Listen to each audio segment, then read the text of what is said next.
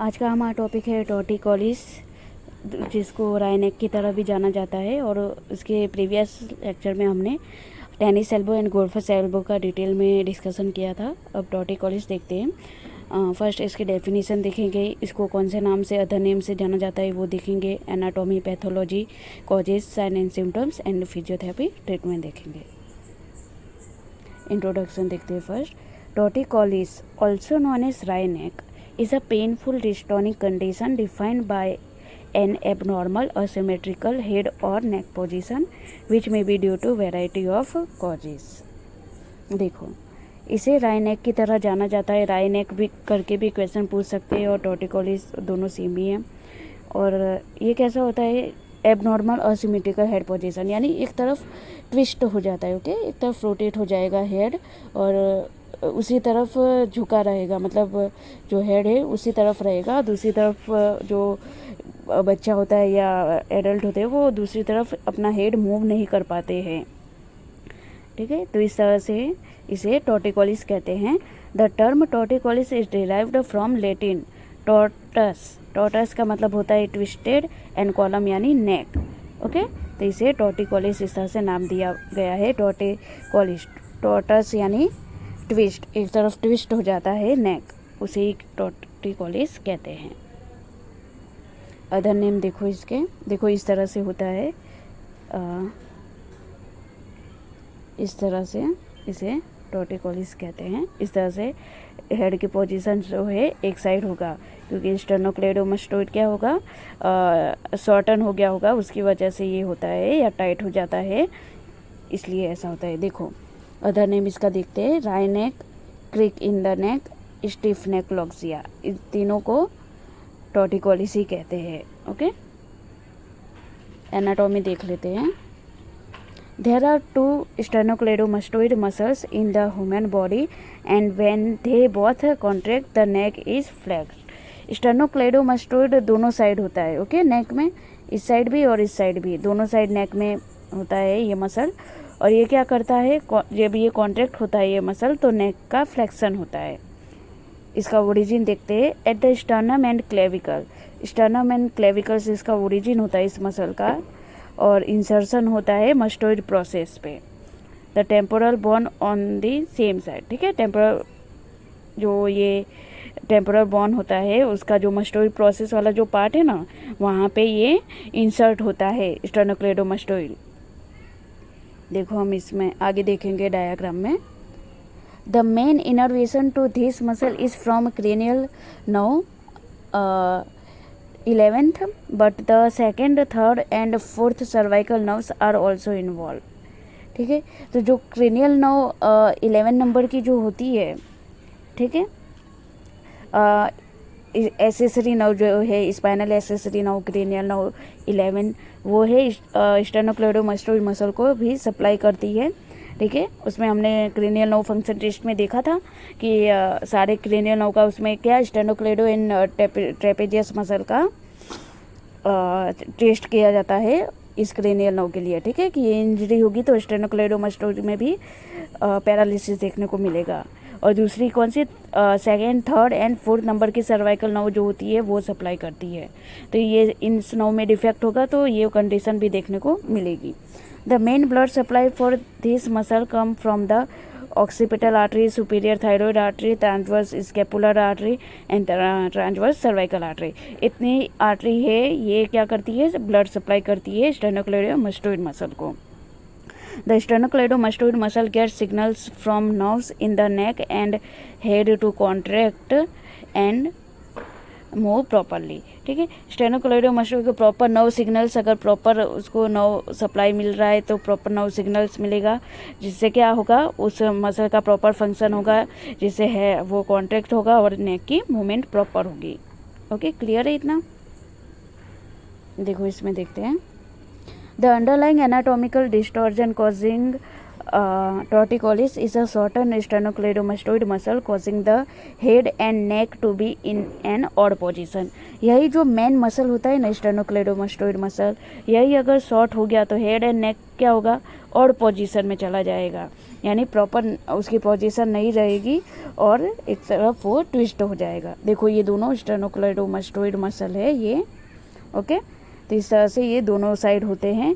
अगर एक साइड का शॉर्टन हो गया तो क्या होगा, उसी साइड नेक, ये नेक है, उसी साइड ट्विस्ट हो जाएगा, ओके, उसी साइड बेंड हो जाएगा और उसी साइड वो वैसा ही रहेगा। दूसरी ओर पेशेंट जो होता है वो दूसरी ओर मूव नहीं कर पाता है।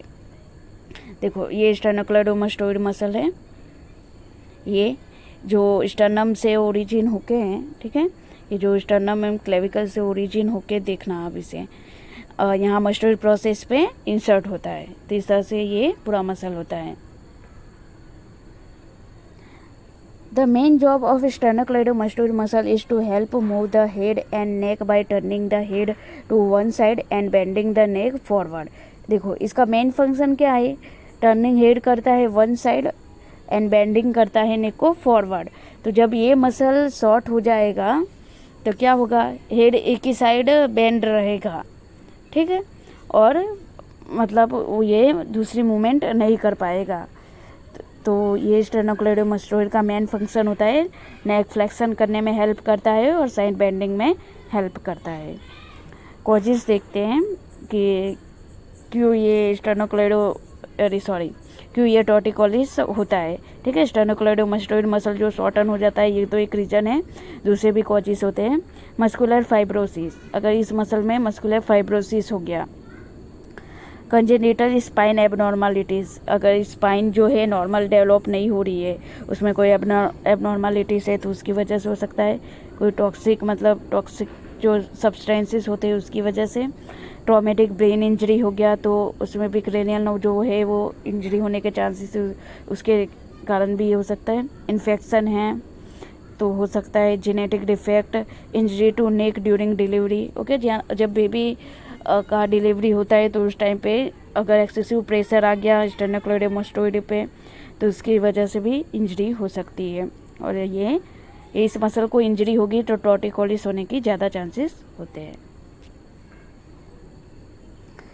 Torticollis can also be caused by problem with bones, muscles और the spine in the neck leading to difficulty moving the head and neck normally. अगर बोन है, जो सर्वाइकल हमने देखे, सर्वाइकल के जो बोन हैं अगर उसमें कोई स्पाइन प्रॉपर डेवलप नहीं हुई तो उसकी वजह से हो सकता है। दूसरा मसल्स जो है स्टर्नोक्लेडोमास्टोइड मेन मसल्स से होता है, उसकी वजह से हो सकता है। और द स्पाइन इन द नेक, जो स्पाइन है पूरी जो डेवलप होती है वो प्रॉपर डेवलप नहीं हुई तो उसके कारण भी ये टॉर्टिकोलिस डेवलप हो सकता है, जिसके कारण क्या होगा, डिफ़िकल्टी होगी head movement and neck movement में।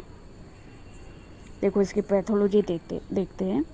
इंजरी टू मसल, अगर वो स्टर्नोक्लेडोमास्टोइड इंजरी हुई during birth by stretching of the muscles, tearing and bleeding into muscle, led to scar formation, led to deformity, ठीक है। अगर मसल है वो स्ट्रेच हो गया तो क्या होगा, टेयर होगा, ज़्यादा एक्सेसिव स्ट्रेच हो रहा है तो टेयर होगा तो क्या होगा, स्कार फॉर्मेशन होगा, स्कार फॉर्मेशन होगा तो फिर क्या होगा, उसमें डिफॉर्मिटी डेवलप होगी। तो इस तरह से ये पूरा इसका पाथवे होता है। टाइप्स देखते हैं। परमानेंट कंजेनिटल, अगर ड्यूरिंग बर्थ से ही होता है, ठीक है, या तो एक तरफ का स्टर्नोक्लेडोमास्टोइड डेवलप ही नहीं हुआ, ये भी एक रीज़न हो सकता है, या पहले से ही वो शॉर्टन हो गया तो वो क्या है, परमानेंट है, उसको करेक्ट करने में बहुत डिफ़िकल्टी होती है, ओके, वो परमानेंट रहता है, करेक्ट नहीं कर पाते हैं। Spasmodic, commonest CNS tumour, peripheral और central trauma, drug induce encephalopathy, toxins, तो ये सारे रीजन होते हैं जिसकी वजह से क्या स्पाज्मोडिक टाइप का टॉर्टिकोलिस देखने को मिलता है। दूसरा है टेम्पोरेरी। टेम्पोरेरी क्या होता है, थोड़े टाइम के लिए होता है, उसके बाद एक्सरसाइज प्रॉपर ट्रीटमेंट दिया जाता है तो वो रिकवर हो जाता है। साइन एंड सिम्टम्स देखते हैं। इन्फेंट्स, एडल्ट्स एंड चिल्ड्रन, ये तीनों में बच्चा हो, छोटा बच्चा जो बेबी जन्म लेता है तब, उसके बाद थोड़ा बड़ा होता है चिल्ड्रन, उसमें भी देखने को मिलता है। एडल्ट हो जाते तब भी ये टॉर्टिकोलिस होने के चांसेस होते हैं। Abnormal contraction of the neck, ठीक है, एबनॉर्मल कॉन्ट्रैक्शन होगा नेक का, लिमिटेड होगा रेंज ऑफ मोशन नेक की, स्टीफ नेक मसल्स, स्टीफ हो जाएंगे मसल्स नेक के, पॉसिबल स्वेलिंग एंड पेन हो सकता है, compensatory scoliosis that worsen with age, इसके मतलब कंपेंसेटरी में स्कोलियोसिस डेवलप होने के चांसेस होते हैं। क्रेनियोफेशियल असिमेट्री देखने को मिलेगा। स्लेटिंग ऑफ चिन स्मॉल मास, एक तरफ क्या होगा, चिन टिल्ट हो जाएगा और स्मॉल मास मतलब थोड़ा सा उसमें टेंडरनेस जैसा देखने को मिलेगा उस मसल में।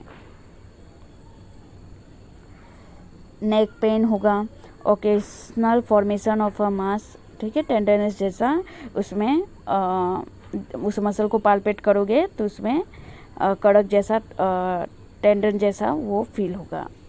थिकन और टाइट स्टेनोक्लेडोमास्टोइड मसल, ठीक है, टाइट हो जाएगा ये muscle. Tenderness on the cervical spine, tenderness होगा सर्वाइकल स्पाइन पे जब आप पाल्पेट करोगे तब। ट्रेमर देखने को मिलेगा हेड में। अनइक्वल शोल्डर हाइट्स हो जाएगी, डिक्रीज नेक मूवमेंट। तो ये सारे साइन एंड सिम्टम्स देखने को मिलेंगे, ठीक है। इसका जो हम फिजियोथेरेपी ट्रीटमेंट है वो नेक्स्ट पार्ट में देखेंगे। इसमें कोई भी डाउट है तो आप पूछ सकते हो। और देखो इसमें जो होता है एक तरफ हेड ट्विस्ट होता है, स्टेनोक्लेडोमास्टोइड जो शॉर्ट हो जाता है, इसको कैसे हम ट्रीट करेंगे, ओके, इसकी कौन सी एक्सरसाइज इंपॉर्टेंट होती है वो हम नेक्स्ट वीडियो में देखेंगे, ओके।